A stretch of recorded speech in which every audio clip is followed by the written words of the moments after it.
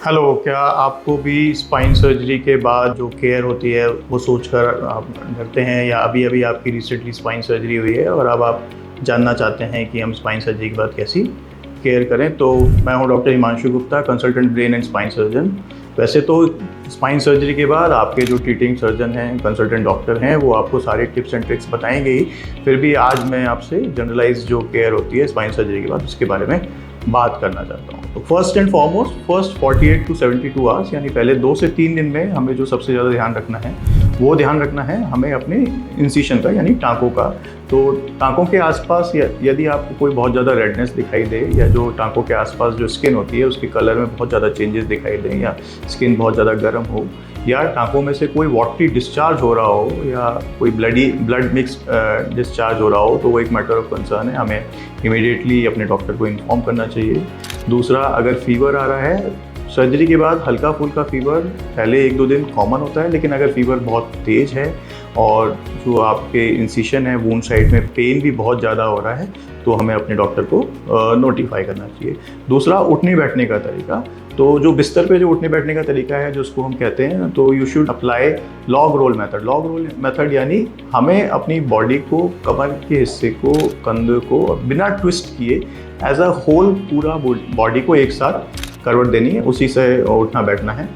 दूसरा, सिटिंग। तो you should always sit on a chair which has a firm cushion, armrest हो और straight back हो, ताकि आपको उठने और बैठने में ज़्यादा स्पाइन पे स्ट्रेन ना लगाना पड़े। लो लाइंग सोफाज, बहुत सॉफ्ट सीट्स, उनको हमें सिटिंग के लिए अवॉइड करना चाहिए।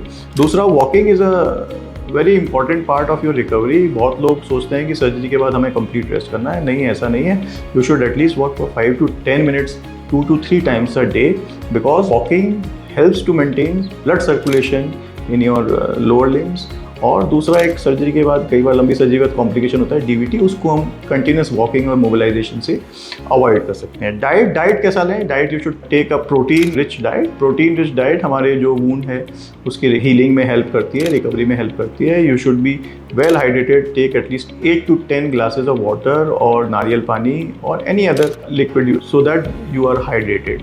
और साथ के साथ हमें फाइबर रिच डाइट लेना चाहिए। Why? Because both hydration and fibre rich diet हमें कॉन्स्टिपेशन से बचाएगा, क्योंकि अगर कॉन्स्टिपेशन है और हम अपने वॉशरूम में ज़्यादा टाइम दे रहे हैं तो that can increase the intraspinal pressure और सर्जरी के बाद हमारे पेन को बढ़ा सकता है। दूसरी चीज़ हमसे पूछते हैं कि कब हम शावर ले सकते हैं या नहा सकते हैं। तो आई एडवाइस मोस्टली माई पेशेंट्स कि आप एटलीस्ट 5 to 6 days के बाद शावर ले सकते हैं, और वो शावर लेने से पहले अपना जो वूंड है उस पर वाटर प्रूफ ड्रेसिंग आजकल आती है, वाटर प्रूफ ड्रेसिंग लगाएं और शावर लें। शावर लेने के बाद उस एरिया को कम्प्लीटली ड्राई करें, ऑइंटमेंट लगाएं जो आपको दिया गया है, और दोबारा ड्रेसिंग करके उसकी केयर करें। सिटिंग यानी हम अपने काम पे कब जा सकते हैं, तो एटलीस्ट 2 weeks हमें लॉन्ग सिटिंग जो काम है वो नहीं करना चाहिए, और उसमें भी हमें not more then 30 to 45 minutes at a stretch बैठना चाहिए एक साथ। दूसरा, हम कह सकते हैं ड्राइविंग। तो ड्राइविंग तो मैं मेरे पेशेंट्स को बोलता हूँ कि अवॉइड फॉर एटलीस्ट 10 weeks, क्योंकि जो कार की जो सिटिंग पोजीशन होती है मोस्ट ऑफ द कार्स की, वो लो लाइंग होती है, एंड दैट कैन इंक्रीज